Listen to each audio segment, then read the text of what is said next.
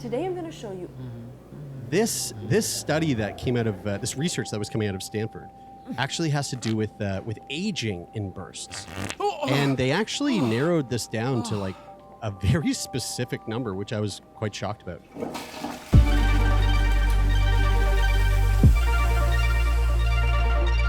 So we're getting old, eh? We are. Yep. We are getting old, fellas. Every day, a little bit more. We got old Jer, old, not so old, not as old Bry, a little less old Tay. I'm old Greg. We got old Pleased Greg. to meet you. Yeah, nice to meet you too. Old Greg. Was this? I have a question. Was that old Greg clip all in service of that? Of just saying that right there? Well, actually, it's all in service of us talking about aging, but aging in bursts. Now, this actually doesn't come as a surprise to me, but this is a very interesting study that came out of Stanford University. Like growth spurts, except for aging. Yes. Oh. Okay, so I don't know much about growth spurts. I would actually like to kind of look into it after having read this study. But, you know, we've all heard like, oh, he's going through a growth spurt. I mean, when you have a kid, like you can tell. Like Zaya's, I'm thinking Zaya's in one right now because all of a sudden her appetite has like tripled. Really? She's just like okay, destroying food. And I'm like, oh, I wonder if you're just like hitting a growth spurt. I noticed it when it happened to me when I was growing because I got sore. Like my body would get sore. Yeah. Like sore in my bones. Growing pains. I never had that. I'm surprised you did because we're on the edge of short kings. But I grew fast, like young. Like I remember being like not feeling short in like junior high and high school, and then people kept growing and I like sort of stopped. So I think I like grew earlier, but not as much. Yeah. What about you, Greg? You ever drunk Bailey's from a shoe? Insightful. Okay. Back to Zaya. So she's eating more, but are you seeing her grow? Like, because like it's like I mean the actual growth, like the actual like body growth part, is not as like tangible or right. I don't think it's as visible, but right. So let me ask you this. Hey, what's up, guys? It's just Brian here. I am currently editing today's video, and I just wanted to jump in really quick just to let you know that 62% of you watching this right now are not subscribed to our channel. So if you want to go ahead and just quickly hit the subscribe button, that would mean the world to us. Thank you so much. I love you. I hope you're enjoying today's episode. Bye. So let me ask you this. Like, have you guys ever known someone, and this would it would be more likely that this would be like a young kid or something, like a nephew or something that you know. Like, have you ever seen someone go through a growth spurt where you've been able to notice and go, holy shit, like this is crazy. Because like obviously when you have a dog or something, or when you're close to like someone and they're growing, you don't really see it. It's because it's progressive and it's like you only see it in retrospect, looking back at photos or whatever.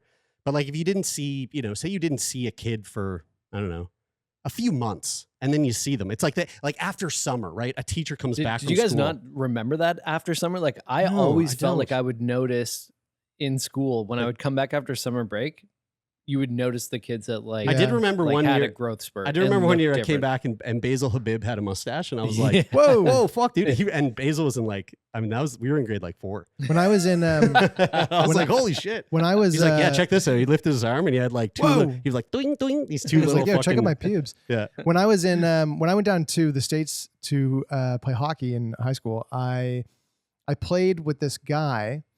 And the year before, you never told us. Played hockey with this guy. Sorry. And the year before, everyone was like, "Oh yeah, Chris was he's a great hockey player, but like he's too small, whatever, like really small kid." The year that I went down and played, he had gone from like 5'5" to like 6'1". Okay. Like like overnight. This is what I'm talking now he's about. one of the best players in the NHL. Yeah. Okay. I was friends with his dad back then, and he was telling me about the drugs that he was getting. I mean, maybe. Yeah, it was impressive. Guy's a monster. Okay, so interesting. I've never, you hear growth spurt, but like I don't know much. I don't know the science behind it.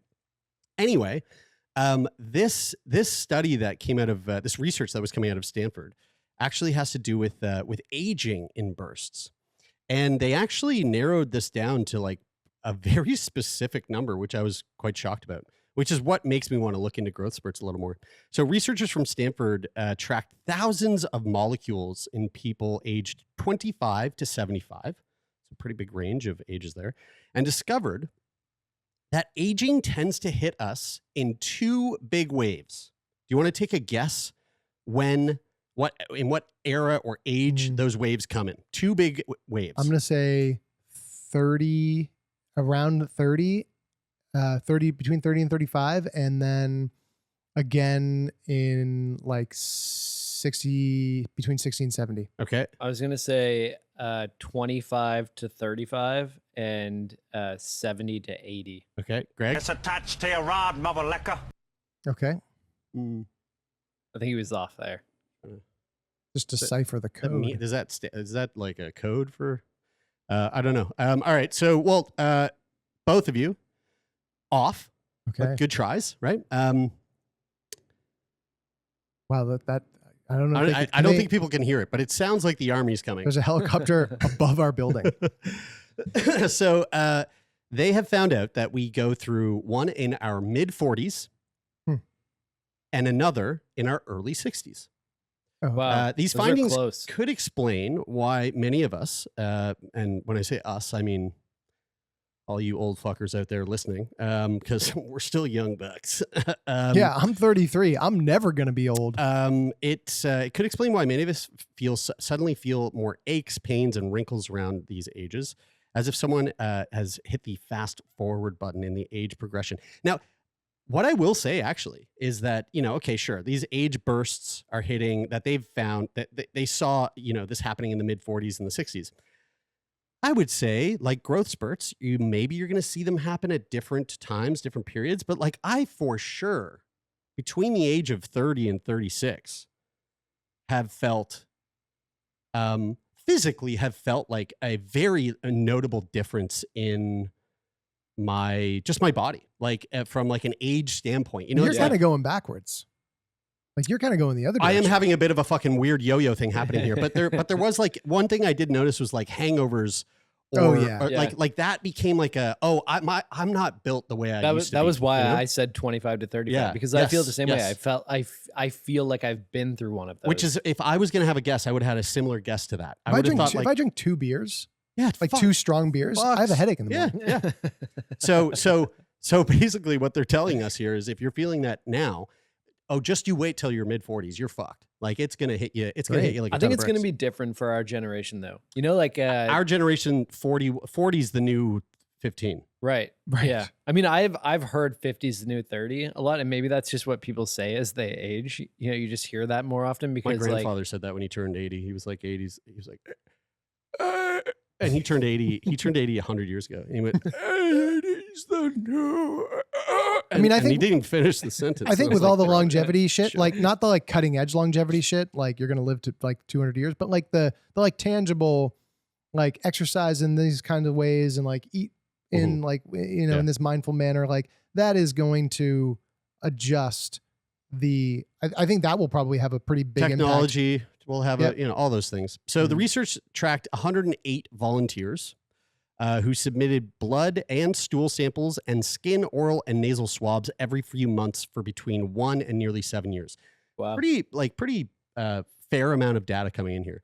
Researchers assessed 135,000 different molecules, RNA, proteins, and metabolites, and microbes, the bacteria, viruses, and fungi living in the gut and on the skin of the participants. The abundance of most molecules and microbes did not shift in a gradual chronological fashion. When the scientists looked for clusters of molecules with the largest shifts, they found these transformations tended to occur when people were in their mid-40s and early 60s. The mid-40s aging spike was unexpectedly and initially assumed to be a result of perimenopausal changes in women, skewing results for the whole group. But the data revealed similar shifts were happening in men in their mid-40s too. Interesting. Like now, to the listener, these are totally different episodes. We've recorded 2 wraps today. I've plugged a New Wave episode in both, unfortunately, but also great. When we were doing the Myomar Molecular episode of New Wave in season 1, there was this thing Which that was an episode basically about muscle health and the importance of muscle health. yes. And that was basically, it had this whole angle of longevity to it, and like, taking care of yourself and, making good, healthy lifestyle choices and things like that. But one thing was that it's kind of this chicken or the egg, or like vicious cycle situation with aging, where as you age, you can do less. So then you do less because you can't physically do as much anymore. But then you don't do physically as much anymore because you're aging. Like, you feel like you can't do less, so you don't. So it's like a vicious cycle where you're going, yeah. I guess I can't, so I'm not going to do this thing where it's like, well, actually, you could do that. Yeah, exactly. Like Right. it like feeds on itself and goes back and forth. So then you compound the rate at which you age, because you just decrease your perception of what you're able to do, which then in turn limits the amount of shit that you can do. Yeah. I wonder if any of that plays into the 40s bit, like the age of 40. Certainly does in the 60s. Specifically to the time that we live in today, right? So like the factors you could think about there are like professional, like whether it's like from a professional standpoint or like family, or like what are the like those factors that sort of prevent you or limit you from doing, like, say, it's like, oh, I play in a rec hockey league. But when I turned 42, I just, I like the mortgage on the house. I had to kind of put my focus on work a little more, kind of put my hobbies to the side. Plus, I was getting sore and I didn't want to get injured. Right, sure. Like, but yeah, my buddy got injured and I was like, this isn't for me, kind of thing. It's like, how much of those factors play into the 40s bit? I mean, the 60s piece, okay, you're in your 60s. Well, like you're a old. dinosaur, brother. Yeah. Like, I'll say from my experience of like having kids, which changed my life entirely, especially having the second kid more so, is like, and this goes to the importance of like doing a lot when you really can do it, before you get all of those things that start to weigh you down, which they inevitably will. Is like, if I, like, for my training, cycling, if I hadn't put in the time I did before I had kids, then I would really, really drop off once I had kids, because I can do way less now than I could before. Do you think a gradual drop off is happening now anyway because of the fact that you have kids? Like, how I feel physically is that I feel right now that I did enough before that it's easier for me to maintain a fairly high level with less training. mm-hmm. But like, I'm certainly not getting any better. Yeah. Because I just can't do as much, because there's too much to do. That's the thing that makes me nervous about the idea of having kids. It's like, and like, I feel like I've made a lot of progress in therapy over the past couple of years. And I think of like, of all of the things I know I need to do for myself to like be at my best mentally, like to feel my best in terms of my mental health.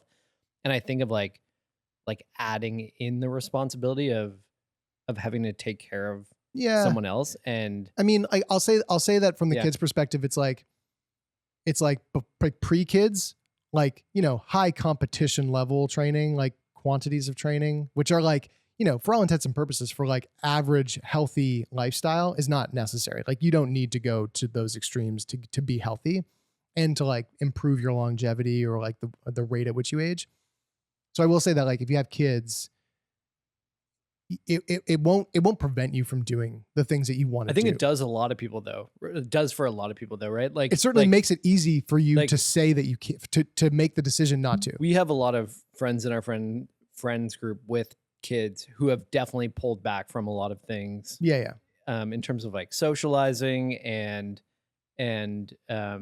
doing things that they would have done for like physical exercise outside of taking care of kids. I'll say that the opportunity, the possibility to keep doing those things is certainly still there, but there are so many opportunities for you to go, this is just too much right now. Mm-hmm. Like, that's very easy to do. And I get in those cycles sometimes where I'm just like, I can't right now because of XYZ. I think a big thing that's hard for me with aging is like the decision. So like when I was 20, I felt like I could, drink 12 beer on a Friday night and then like get up and exercise and feel good. But so now you have to do it on a Wednesday. But like, the problem was you didn't keep that up.